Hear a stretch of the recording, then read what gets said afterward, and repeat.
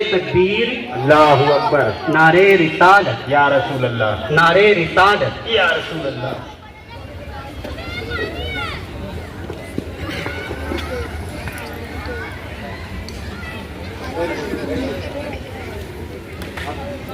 جی تو کس چیز کی طریقہ سلسلہ سہروردی نعرہ تکبیر نعرہ رسالت فیضان حضرت سید علی میرا داتار نعرہ تکبیر نعرہ رسالت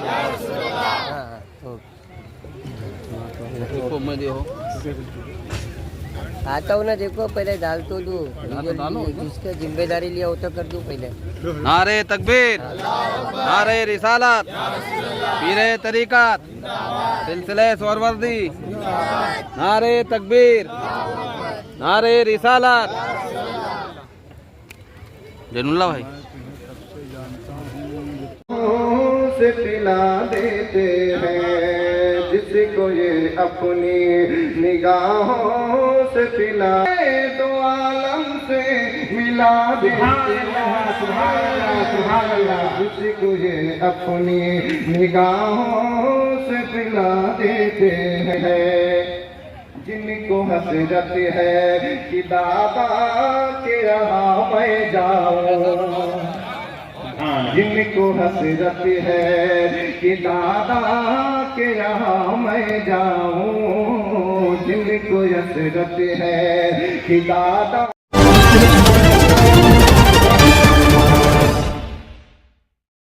ہمارے heart of Mumbai news channel کو سبسکرائب کریں اور بیل آئیکن دبانا نہ بھولیں۔ فیض روحانی اولاد روحانی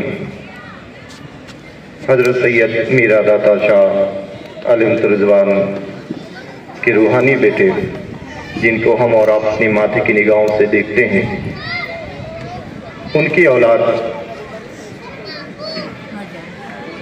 جسے ہم اور آپ پیر طریقت رہبر راہ شریعت حضرت علامہ سید ابی محمد صاحب قبلہ مدد العلی جی کے اولاد نرینہ کے نام سے جانتے پہچانتے ہیں، ان کی اولاد ممبر نور کو تشریف رکھتی ہے۔ اب آئیے ہم اور آپ ان کی گفتگو کو سننے کے لیے تیار ہو جائیں، جن کی گفتگو سننے کے بعد ہمیں اور آپ کو اہدنا الصراط المستقیم پر چلنے کا ایک اچھا حسین موقع ملتا ہوا اور میسر ہوتا ہوا نظر آتا ہے، جن کا روحانی فیض انجا شریف سے چل کر کے حضرت علامہ سید ابی محمد صاحب قبلہ مدد العلی تک پہنچا۔ ان کا فیض، ان کی اولاد حضور پیر طریقت رہبر راہ شریعت حضرت سید ابی محمد صاحب قبلہ کی اولاد تک جا کر کے پہنچا، جن کا نام نامی اسم گرامی حضور سید طاہا میاں صاحب قبلہ ہیں، جو ممبر نور پر تشریف رکھتے ہیں۔ میں یہ چاہتا ہوں ان کے لسان مبارک سے نکلے ہوئے کلمات کو ہم اور آپ پہنچا دیں اور اپنی نیکیوں میں اضافہ فرمائیں۔ اب زیادہ تفصیلی گفتگو کر کے تو میں گفتگو نہیں کر سکتا، لیکن اتنا میں ضرور کہوں گا کہ آل رسول کی تعظیم کرنا یہ بہت بڑی بات ہوتی ہے، سبحان اللہ، اور یہ سب کے مقدر میں سب نہیں ہوتا۔ آئیے ان کا استقبال خیر مقدم نعرہ تکبیر و نعرہ رسالت کی بلند چھاؤں میں کر لیں، بلند آواز سے نعرہ لگائیں، نعرہ تکبیر، نعرہ رسالت، نعرہ رسالت، جشن عید میلاد النبی حضرت علامہ سید ابی محمد صاحب قبلہ زندہ باد، نعرہ تکبیر، نعرہ رسالت۔ پیو جام لیکن کرینے کے اندر بڑا لطف آئے گا پینے کے اندر، اور ایک شاعر نے کہا تھا کہ جام دیکھا نہ کبھی ساغر و مینا دیکھا، پورا مجمع بولے سبحان اللہ۔ جام دیکھا نہ کبھی ساغر و مینا دیکھا، ہم نے کعبے میں کھڑے ہو کے مدینہ دیکھا۔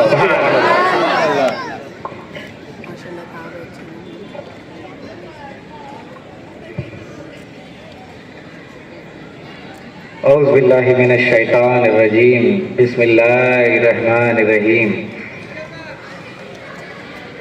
اعوذ باللہ جو ہمارے لوگ منبر سے لے کر حاضرین محفل موجود، جو بچے بڑے بزرگ اور ہماری مائیں اور بہنیں موجود ہیں، آپ سب کو ہماری طرف سے السلام علیکم ورحمۃ اللہ وبرکاتہ۔ وعلیکم السلام ورحمۃ اللہ وبرکاتہ۔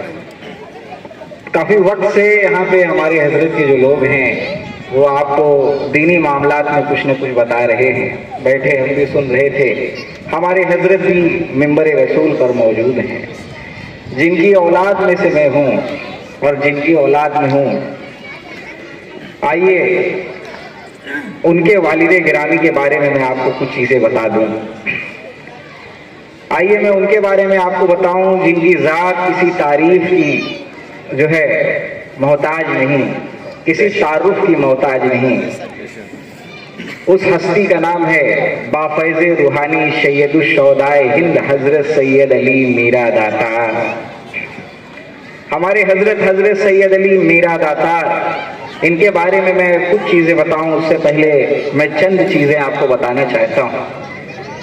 ہمارا ہندوستان شہر, اس شہر کو پہلے ہند نام سے جانا جاتا تھا بے شک. اور شہر ہندوستان میں آپ کو کئی ولیوں کی ہستی ملے گی. اور حضرت خواجہ غریب نواز معین الدین چشتی سنجری رحمت اللہ علیہ ہندوستان کے ولیوں کے بادشاہ ہیں.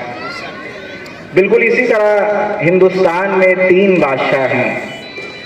پہلے بادشاہ وہ ہیں جن کے بارے میں آپ کو معلوم ہے, اور وہ ہیں حضرت خواجہ غریب نواز معین الدین حسن چشتی سنجری رحمت اللہ علیہ. اس کے بعد ہندوستان کے غازیوں کے جو بادشاہ ہیں وہ ہیں حضرت سیدی سالار مسعود غازی رحمت اللہ علیہ. ہندوستان میں 3 بادشاہ ہیں. حاضرین محفل بات پہ توجہ. ہندوستان میں 3 بادشاہ اللہ تعالیٰ نے بھیجے ہیں. ایک خواجہ غریب نواز معین الدین حسن چشتی سنجری رحمت اللہ علیہ ہیں. ایک سیدی سالار مسعود غازی جو ہندوستان کے دوسرے غازیوں کے بادشاہ ہیں پورے ہندوستان کے.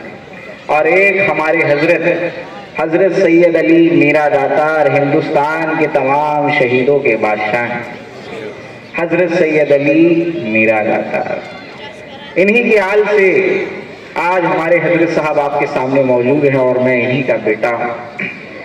آئیے میں آپ کو چند باتیں ہمارے حضرت کی شان میں بتا دوں.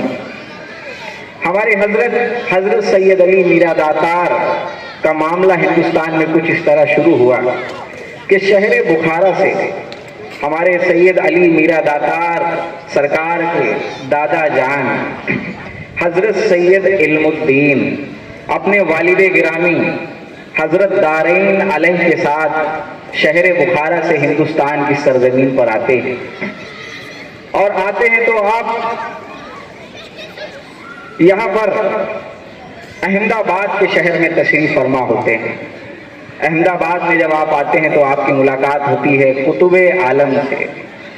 اور قطب عالم وہاں سے احمد آباد کے بادشاہ اس وقت کے احمد شاہ کے پاس ہمارے حضرت صاحب کے گھرانے کو لے جاتے ہیں.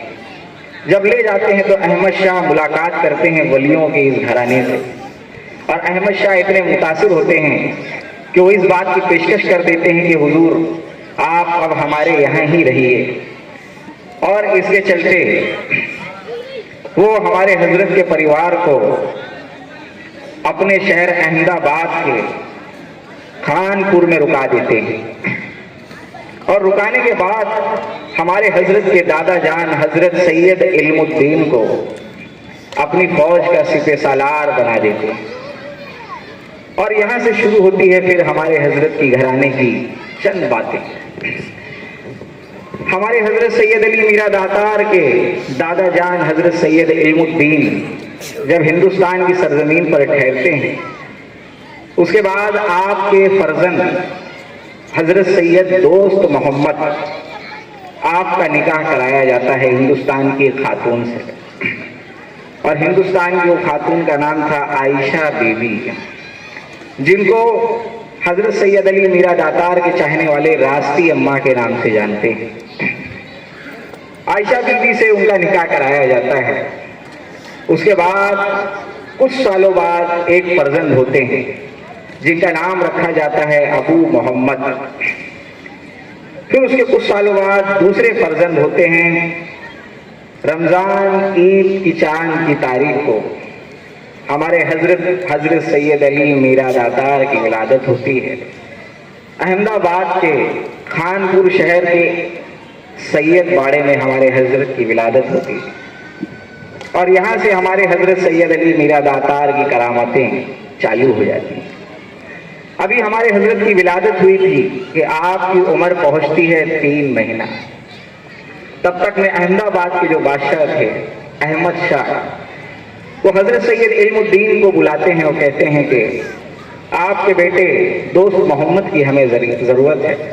ہمارے یہاں پاٹن ایک گاؤں ہے جہاں پر ڈاکوؤں نے بڑا اتپاد مچا رکھا ہے، یہ ظاہر ہے کہ آپ کے بیٹے وہاں جائیں گے تو ہم انہیں فتح کر لیں گے، قید کر لیں گے۔ اور حضرت دوست محمد بڑے بہادر شخص تھے، یعنی ہمارے حضرت صاحب کے والد گرامی بڑے بہادر شخص تھے۔ ظاہر ہے کہ جہاں وہ جنگ کیا کرتے تھے اللہ انہیں فتح آپ کرتا تھا۔ بڑے نیک اور پرہیزگار شخصیت کے شخص معلوم ہوتے تھے۔ آپ نے پاٹن گاؤں میں جب اپنا پاؤں ڈالا تو آپ کا راستہ لیلا پور سے ہوتا ہوا جانا تھا، اور لیلا پور یہ نام دھیان میں رکھیے گا، کچھ دیر بعد یہ نام آپ کو واپس سے یاد کراؤں گا۔ لیلا پور جس کا نام بعد میں اناوا رکھ دیا گیا، لیلا پور سے ہوتے ہوئے پاٹن گاؤں ہمارے حضرت کے والد صاحب کو جانا تھا، جہاں ڈاکوؤں نے کافی فتنہ فساد اور اتپاد مچا رکھا تھا، کسی کو بھی پکڑ کر قتل کر دیتے تھے، کسی کو بھی لوٹ لیا کرتے تھے۔ جب وہاں پر دوست محمد پہنچتے ہیں اس کے بعد آپ لیلا پور میں ایک گھر بنواتے ہیں جہاں پہ آپ اپنے پریوار کو رکھتے ہیں، کیونکہ اتنے ڈاکو اور فساد مچا رکھے تھا انہوں نے وہاں پر کہ انہیں پکڑ کر قید کرنا تھا، ان کی جان نہیں لینا تھا۔ ان سب کو پکڑ کر قید کیا جاتا ہے اور احمد آباد بھیج دیا جاتا ہے۔ اس کے بعد ہمارے حضرت کے والد گرامی دوست محمد تیاری کرتے ہیں وہاں کے بادشاہ کے قلعے کے پاس جانے کی۔ اس کے بعد وہاں چڑھائی کر دی جاتی ہے اور وہاں کا بادشاہ زیر ہو جاتا ہے۔ اس کے بعد جو لیلا پور شہر کا آپ نے نام سنا لیلا پور، اس کا نام اناوا رکھ دیا جاتا ہے، اور وہاں ہمارے حضرت کا پریوار بس جاتا ہے، رہنا شروع ہو جاتا ہے۔ بعد میں ہمارے حضرت کی عمر پہنچتی ہے 9 مہینہ 16 دن۔ 9 مہینہ 16 دن کی جب ہمارے حضرت کی عمر ہوتی ہے تو آپ کی والدہ عائشہ بی بی کا وصال ہو جاتا ہے، اور ہمارے حضرت کی عمر ابھی ہے 9 مہینہ 16 دن، اور آپ کا جب وصال ہو جاتا ہے دن جمعہ 1600 عیسوی ہجری 1600 ہجری 1857، اس وقت یہ عالم ہوتا ہے کہ ہمارے حضرت کی والدہ وصال فرما گئی، اور ہمارے حضرت صاحب جو تھے ان کی عمر صرف 9 مہینہ 16 دن تھی۔ آپ کے ہی خاندان کی خاتون وہاں پر موجود تھیں جو آپ کو سنبھالا کرتی ہیں۔ ہمارے حضرت بھوک کے مارے ایک وقت رو رہے تھے، ایک روز وہ آتی ہیں اور انہیں ہاتھ میں اٹھاتی ہیں، کہتی ہیں یا اللہ کاش اگر مجھے دودھ ہوتا تو میں اس بچے کو پلا دیتی۔ اور یہاں انہوں نے یہ دعا کیا ہی تھا کہ اللہ تبارک و تعالیٰ نے انہیں دودھ عطا فرمایا، سبحان اللہ، اور انہوں نے ننھے چھوٹے سید علی کو دودھ پلایا۔ اس وقت احمد آباد کے بادشاہ احمد شاہ سمیت اور جو لوگ تھے وہ اس بات کو دیکھ کر حیران ہو گئے، کیونکہ ان کی نظر میں پہلی بار ایسا کوئی واقعہ گھٹا تھا۔ اس کے بعد ان لوگوں نے سمجھ لیا کہ یہ کوئی معمولی بچے نہیں ہیں، ضرور ان میں کوئی بات ہے۔ دیکھتے ہی دیکھتے ہمارے حضرت کی عمر بڑھتی ہے، اور آپ بہت پرہیزگار شخص ہوتے ہیں، بہت ہی پرہیزگار، زیادہ تر آپ وقت اللہ کی عبادت میں بتایا کرتے۔ اس کے بعد جو لوگ آپ کے پاس آتے، جو بیمار حال آپ کے پاس آتے، آپ ان کے لیے اللہ سے دعا کر دیتے، اللہ انہیں شفا عطا فرما دیتا۔ اس کے علاوہ اور تمام جو لوگ آتے دعا کے منتظر رہتے، ہمارے حضرت دعا فرماتے، اللہ ان کی دعا قبول کرتا اور لوگوں کو اچھا کر دیتا۔ ہمارے حضرت زیادہ تر وقت عبادت میں بتایا کرتے، اور آپ ہمیشہ اس بات کی دعا کرتے تھے کہ اللہ مجھے بھی اگر زندگی عطا فرمایا ہے تو سرکار امام حسین جیسی شہادت بھی عطا فرما۔ یعنی آپ حضرت سرکار امام حسین کے بڑے چاہنے والے تھے۔ آپ ہمیشہ یہ دعا کرتے تھے کہ اللہ مجھے بھی جب دنیا سے رخصت کرنا تو حضرت امام حسین کی طرح شہادت عطا فرمانا۔ اور جب یہ دعا کرتے تھے ہمارے حضرت سید علی میرا داتا तब तक में अहमदाबाद की गद्दी पे अहमद शाह के बेटे राजा महमूद बेगड़ा की हुकूमत आ जाती है। और जब उनकी हुकूमत आती है, उनकी हुकूमत के दौर पे दिल्ली सल्तनत पे जो बादशाह हुकूमत कर रहा था उसका नाम था सुल्तान मोहम्मद लोधी। सुल्तान मोहम्मद लोधी के पास एमपी शहर से एक शख्स आते हैं, कहते हैं कि हुजूर एक पेशकश लेकर आया हूँ, बहुत बड़ा ज़रूरी है, आपको बताना ज़रूरी है। सुल्तान कहते हैं कहो क्या बात है। वो शख्स कहते हैं हुजूर मैं मध्य प्रदेश के ज़िले से आया हूँ, वहाँ पे मांडवगढ़ का मैं रहने वाला हूँ। मांडवगढ़ में एक राजा रहता है जिसका नाम है राजा मेहंदी। 12 गांव पे उसकी हुकूमत है हुजूर। मैं इसलिए नहीं आया कि राजा मेहंदी की तारीफ करूं, मैं इसलिए आया हूं कि राजा मेहंदी जुल्म सितम की इंतहा पार करता जा रहा है। वो आए दिन किसी न किसी शख्स को उठाकर उसका कत्ल करके उसके खून का तिलक अपने देव पर लगाता है, बाद में अपने माथे पर भी लगा लेता है। और अब ये उसका रोजमर्रा का काम हो चुका है, उस पर रोक लगाई जाए। और जब सुल्तान मोहम्मद लोधी ने ये वाकया सुना तो उन्होंने कहा कि आप ठहरिए, मैं अहमदाबाद के बादशाह महमूद बेगड़ा को एक खत लिखे देता हूँ, आप वहाँ जाइए। वहाँ जाने के बाद आप इस बात की पेशकश करिए, वो आपकी ज़रूर मदद करेंगे। उसके बाद वो शख्स अहमदाबाद महमूद बेगड़ा के पास आ जाते हैं। महमूद बेगड़ा लक़ब से मशहूर हो गए। नाम महमूद था, लोगों ने बेगड़ा बेगड़ा कहना शुरू कर दिया क्योंकि उन्होंने अपनी उम्र आते आते काफ़ी किले फतेह कर लिए थे, इसीलिए उनका नाम लोगों ने बादशाह महमूद बेगड़ा रख दिया।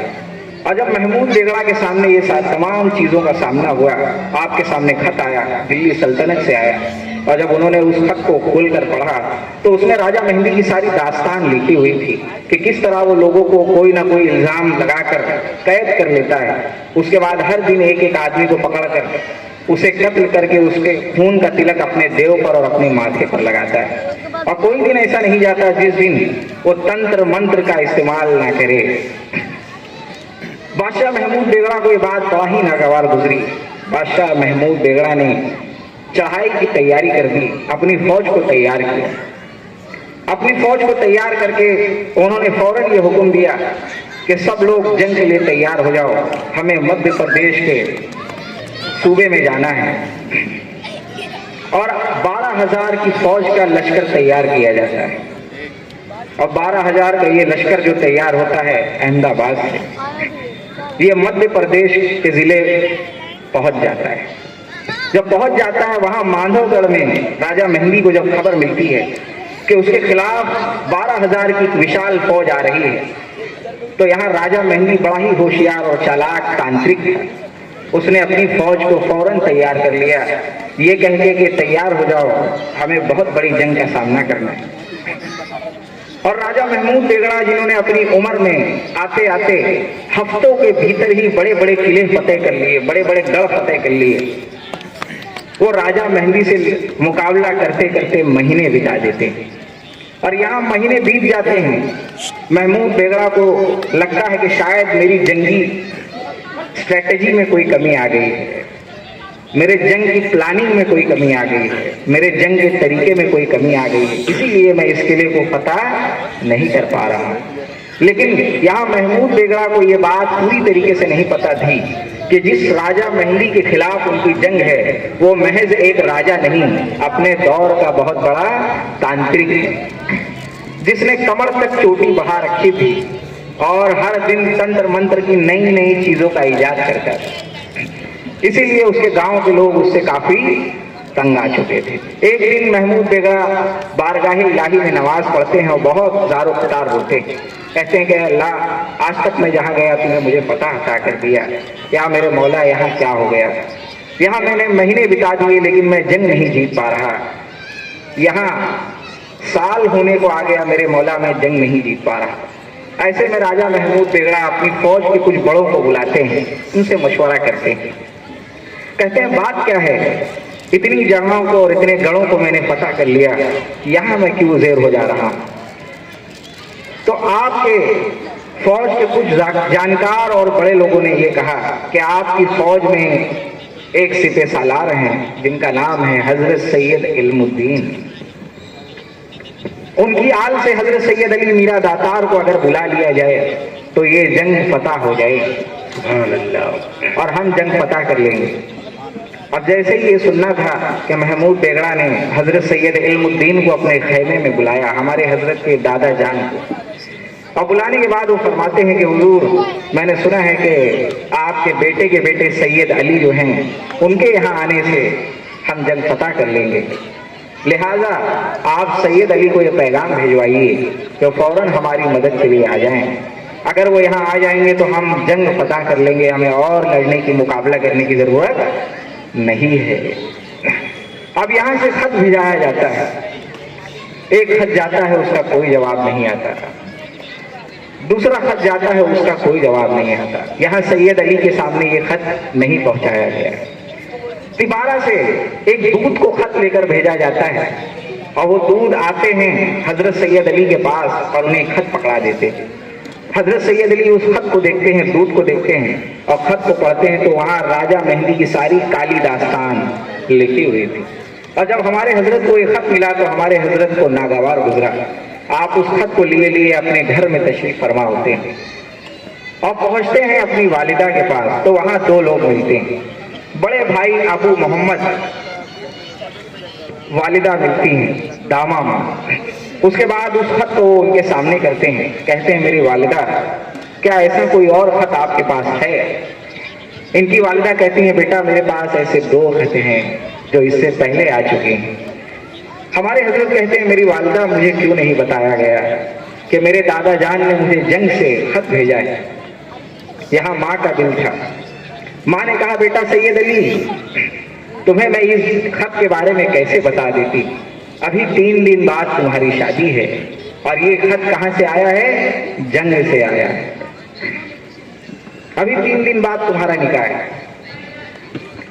اور ہمارے حضرت کا نکاح اس دور کے شاہ عالم نام کے ایک شخص کی بیوی کی چھوٹی بہن سے نکاح ہونا تھا جو ایک صاحبزادی تھی. یہاں پہ ہمارے حضرت کہتے ہیں کہ میری والدہ اس خط کو میں نے بڑے ہی اچھے سے پڑھا ہے.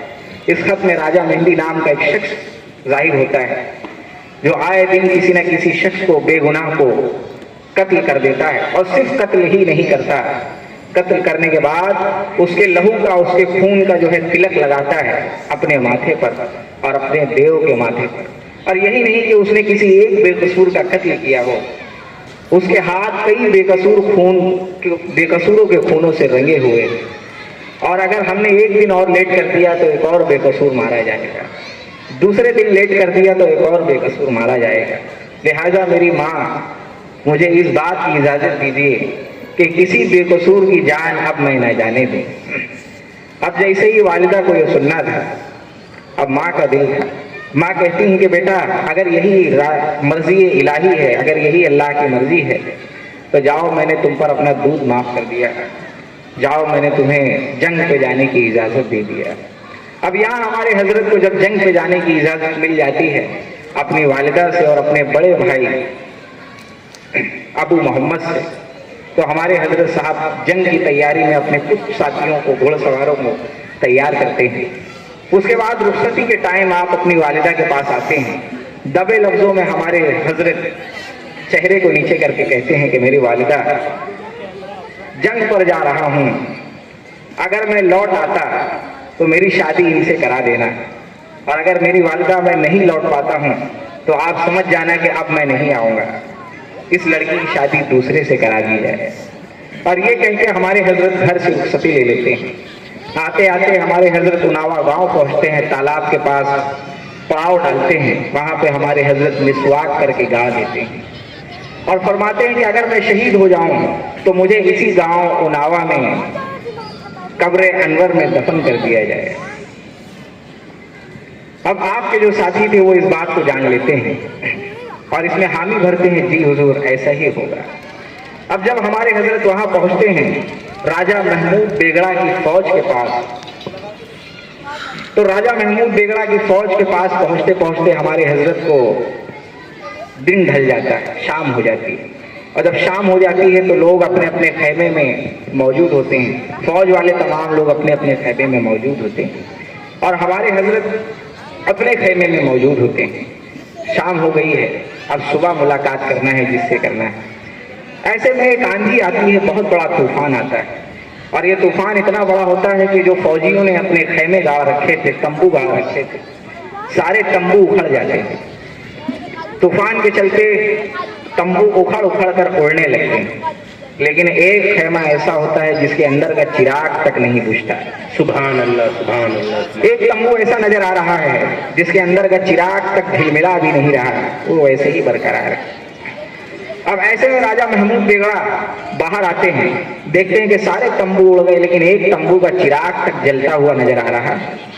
راجہ محمود بیگڑا کو سمجھنے میں دیر نہیں لگی، انہوں نے سمجھ لیا کہ سید علی آ چکے ہیں اور ایسے میں راجہ محمود بیگڑا نے بجائے دن میں ملاقات کرنے کے رات میں ہی ملاقات کرنے کا ارادہ بنا لیا۔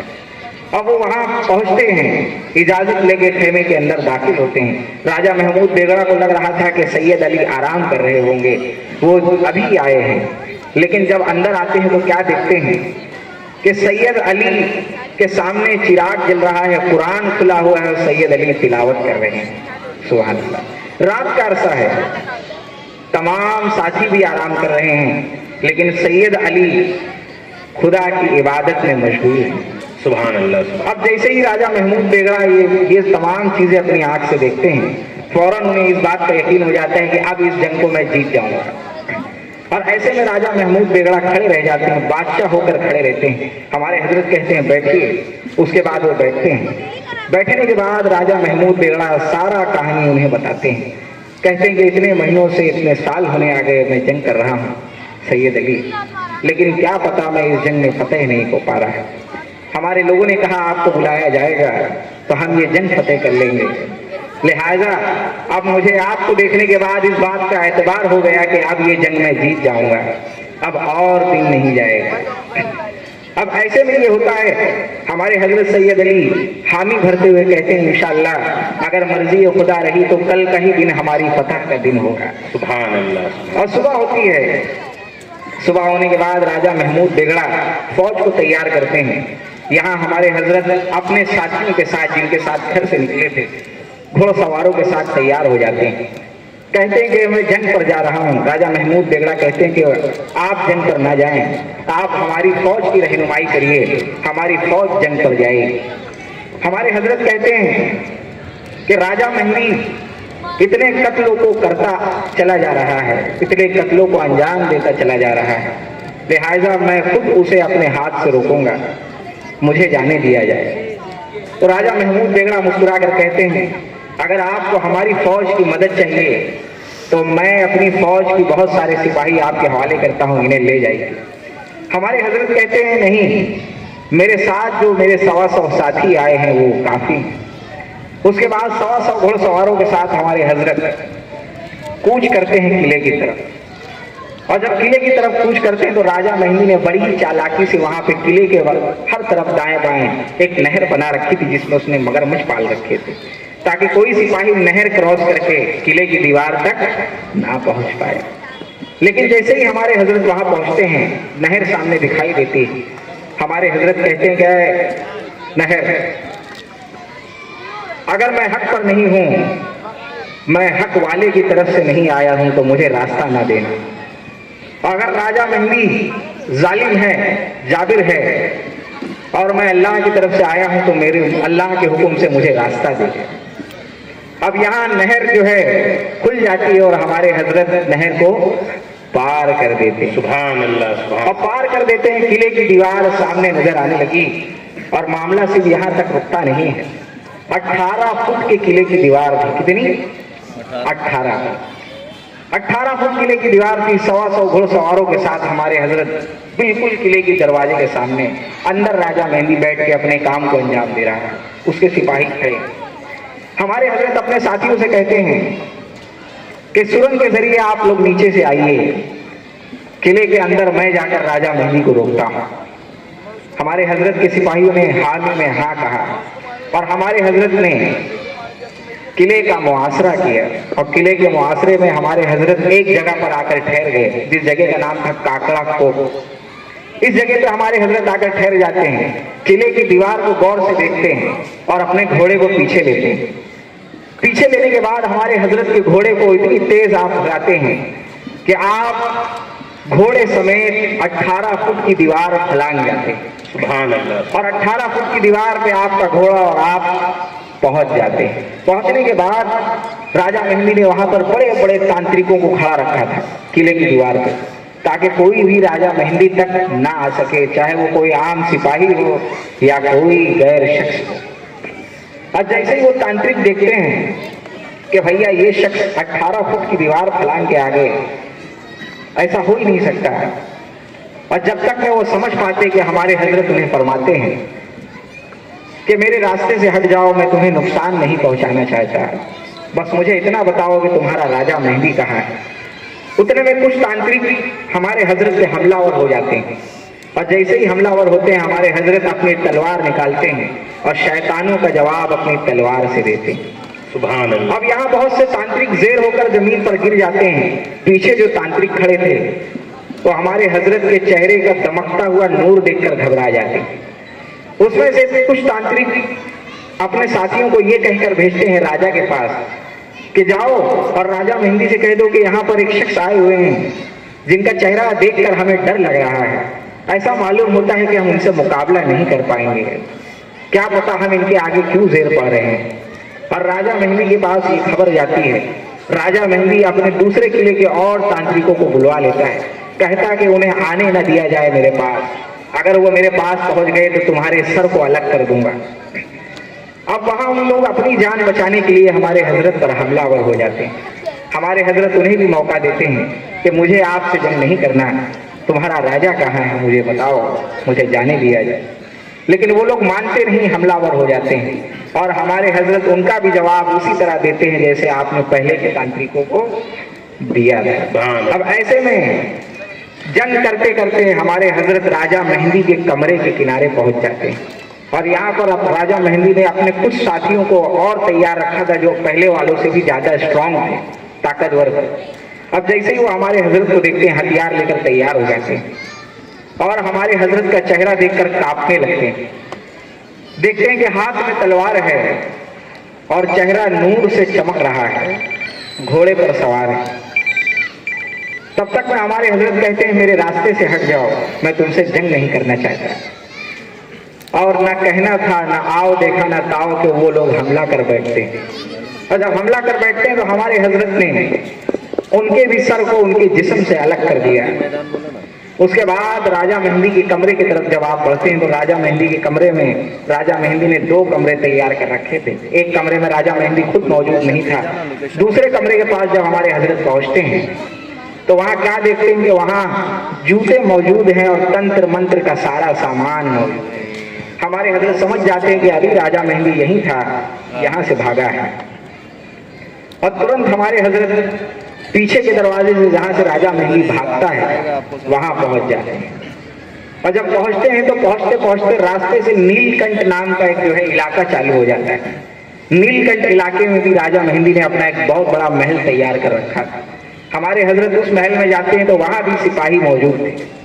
अब हमारे हजरत जैसे ही सिपाहियों को देखते हैं, सिपाही देखते हैं कि एक शख्स मौजूद है, चेहरे पे नूर है और हाथ में खून से सनी हुई तलवार नजर आ रही है। ये लोग डर जाते हैं। हमारे हजरत कहते हैं घबराओ नहीं, मैं तुम पर हमला नहीं करूंगा, मुझे ये बताओ तुम्हारे राजा कहाँ है, राजा मेहंदी कहाँ है। अब ये दोनों डर जाते हैं, कहते हैं कि हमारे राजा इस इलाके से आगे 2 गुफा है वहां भागा है, अगर आप वहां जाएंगे तो वहां राजा मेहंदी उस गुफा में छुपा हुआ मिल जाएगा, आप वहां जाइए। और हमारे हजरत उन लोगों को कुछ नहीं कहते, वहां से आगे बढ़ जाते हैं। और जब आगे बढ़ जाते हैं तो राजा मेहंदी भागा इसलिए था क्योंकि राजा मेहंदी ने जब अपने तांत्रिकों को आगे कर दिया, ये कह के कि रोको उन्हें किसी तरह, तो मेरे तक आ ना पाए। और तांत्रिकों ने एड़ी से चोटी तक का जोर लगा दिया, मगर वो हजरत सैयद अली मीरा दातार को रोक न सके। उनका जादू हमारे हजरत पर काम नहीं कर रहा, वो घबरा गए। अब राजा मेहंदी ने भी जब ये सब चीजें देखी मौके को देखते हुए उसने भी जंग में हिस्सा ले लिया। और जब जंग में हिस्सा ले लिया, हमारे हजरत के सिपाही तब तक में किले में मौजूद आ चुके थे। उन्होंने राजा मेहंदी को जख्मी कर दिया, और जब जख्मी कर दिया तो राजा मेहंदी किला छोड़कर भाग खड़ा। उसके बाद वो जाकर गुफा में छुपता है। हमारे हजरत उस गुफा में अपने घोड़े समेत आ जाते हैं, और जब अंदर आते हैं तो क्या देखते हैं कि राजा मेहंदी कोने में बैठा हुआ है। और जैसे ही हमारे हजरत को देखता है तो घबरा जाता है, खड़ा हो जाता है डर के मारे, और हमारे हजरत को कहने लगता है कि मुझे मत मारिए, मेरी जान मत लीजिए, आप जैसा कहेंगे मैं वैसा ही करूंगा। हमारे हजरत राजा मेहंदी की चोटी पकड़ लेते हैं, जिसकी वो हामी भरा करता था कि मेरी चोटी में बड़ी ताकत है, कोई मेरी चोटी को हाथ नहीं लगा सकता, उसकी जान चली जाए। हमारे हजरत उसकी चोटी को पकड़ लेते हैं, कहते हैं कि बाज आजा राजा मेहंदी, कितने बेकसूरों की जान लेगा। अब यहाँ पर कोई नहीं है तुझे बचाने वाला, तेरा कोई तांत्रिक नहीं है। ऐसे पहले कि मैं अल्लाह के हुक्म से अपनी तलवार को तेरे गर्दन पे लगा दूं, अपने सारे गुनाहों से तौबा कर ले और आज से ईमान में दाखिल हो जा। तो राजा मेहंदी हमारे हजरत की हाँ में हाँ मिलाता है, कहता कि ऐसा ही होगा हुजूर, मैं ईमान ला दूंगा, आज से मैं तौबा करता हूँ। और जब ऐसा कहना था कि हमारे हजरत साहब ने अपनी तलवार को नायाब में डाल दिया और कहा ठीक है, अगर ऐसी बात है तो मैं तुम्हारी जान नहीं लूंगा। और आप अपने तलवार को नायाब में डालते हैं कि यहाँ राजा मेहंदी चुपके से तलवार उठाता है और सीधा आप जैसे ही घोड़े पर बैठने जाते हैं आपके गले पे जर्ब लगा देता है। जब आपके गले पर गर्दन मुबारक पर पीछे से जर्ब लगा देते हैं तो आपका जो सर है, सर मुबारक की धड़ से अलग हो जाता है। जब अलग हो जाता है तो राजा मेहंदी ठाठी मार के हंसता है, सोचता है कि अब मुझे कौन रोकेगा। तब तक में उसे ये क्या खबर थी कि जो सामने हैं वो औलादे अली से सैयद अली हैं। बेशक बेशक। न जाने हजारों नहीं लाखों राजा मेहंदी को हजरत सैयद अली ने इस्लामिक दौर में जेर कर दिया। बड़े बड़े अपने आप को सूरमा लगाने वाले जो लोग थे, वो लोग जो कहते थे कि एक हाथ से हम ऊंट की नकेल पकड़ते हैं, दूसरे हाथ से हजारों लोगों से जंग करते हैं, ऐसे लोगों को भी मौला अली शेर खुदा ने एक एक जर्ब में जेर कर दिया था। उन्हीं की औलाद से सैयद अली उसके सामने मौजूद थे। अब वो हमला कर देता है पीछे से और हंसता है ठाठे मार के, सोचता है कि मैंने बातों में बहला के सैयद अली का सर उड़ा दिया। तब तक में हमारे हजरत का जिस्म मुबारक पीछे घूमता है और तलवार निकालता है, उसके शरीर के 3 हिस्से कर देता है और राजा मेहंदी वहीं पर गिर कर तड़पने लगता है। और तब से उसका शैतानी फितना जो उसने जमाने में मचा रखा था, लोगों को हैरान करके रखा था, कैद करके रखा था, हर दिन लोगों की जान लेता था, ये फितना और फसाद बंद हो जाता है। अब यहाँ पर फौज भी ठहर जाती है क्योंकि जंग रुक गई है, राजा मेहंदी जेर हो जाता है। और राजा मेहंदी का सबसे पसंदीदा किला जहाज महल, वहां पे हजरत सैयद अली मीरा दातार का परचम लहराने लगता है। और जब लहराने लगता है, महमूद बेगड़ा यहाँ से अपनी कुर्सी से उठकर खड़े हो जाते हैं, कहते हैं मुझे इस बात का यकीन था कि सैयद अली आ गए तो हम जंग फतह कर लेंगे, देखो हमने जंग फतह कर लिया है। बेशक सुभान अल्लाह। उसके बाद इस बात को ढूंढा जाने लगा कि कितने लोग शहीद हुए। मैदान में जो शहीद लोग हुए थे उनका जिस्म मिल रहा है, लेकिन सैयद अली नहीं मिल रहे। किले में भी सैयद अली को ढूंढा जा रहा है, नहीं मिल रहे। तब तक में इनके दादा जान को ख्याल आता है कि कहीं सैयद अली राजा मेहंदी का पीछा करते तो नहीं चले गए।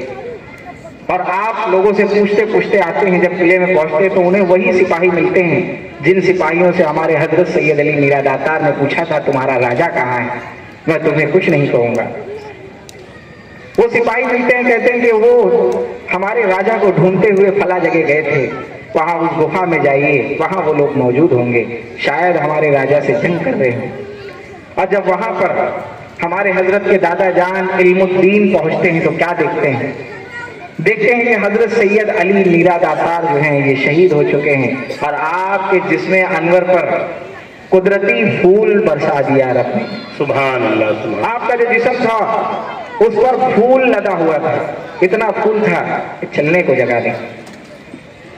और जब अंदर जाते हैं हमारे हजरत को ये आलम में देखते हैं कि आप शहीद हो गए, सब गम मनाना शुरू कर देते हैं। और यहाँ ہمارے حضرت کے دادا جان علم الدین کو بشارت ہوتی ہے، ہمارے حضرت کہتے ہیں کہ دادا جان مجھے اناوا شہر میں رکھا جائے اور راجہ مہندی کی چوٹی کو میرے قدم میں رکھا جائے. پر آج بھی اناوا شہر میں ہمارے حضرت کا جہاں مقام ہے، ہمارے حضرت کے مقام کے آپ کے پیر کے ٹھیک نیچے راجہ مہندی کی چوٹی گڑی ہوئی ہے. اور آج بھی ہمارے حضرت صاحب حضرت سید علی میرا داتار ہندوستان کے شہیدوں کے بادشاہ کے در پہ جو بھی لوگ جاتے ہیں ہمارے حضرت کے دربار سے فیض یاب ہوتے ہیں. غریبوں اور مفلسوں کے لیے ایک ہاسپٹل ہے ہمارے حضرت کی درگاہ، جہاں پہ ان کا فری علاج ہوتا ہے، رہنے کو بھی جگہ دی جاتی ہے، کھانے کو بھی کھانا دیا جاتا ہے. اور جب تک وہ لوگ اچھے نہیں ہو جاتے تب تک وہاں سے جاتے نہیں. اور اللہ کے کرم سے لاکھوں لوگ آئے دن ہمارے حضرت کے مقام سے اچھے ہو کر جاتے ہیں. یہ عالم ہے ہمارے حضرت سید علی میرا داتار کا. ظاہرین، اب یہاں میں اپنی بات کو مکمل کرتا ہوں. آپ سب لوگوں کو میں نے چھوٹا سا واقعہ ہمارے حضرت سید علی میرا داتار کا بتایا. یہاں اپنی باتوں کو مکمل کرتے ہوئے میں رخصتی لیتا ہوں اور ہمارے حضرت سید علی احمد کو میں مائک دیتا ہوں تاکہ ہم ان سے کچھ چیزیں اور جان سکیں. السلام علیکم ورحمۃ اللہ وبرکاتہ.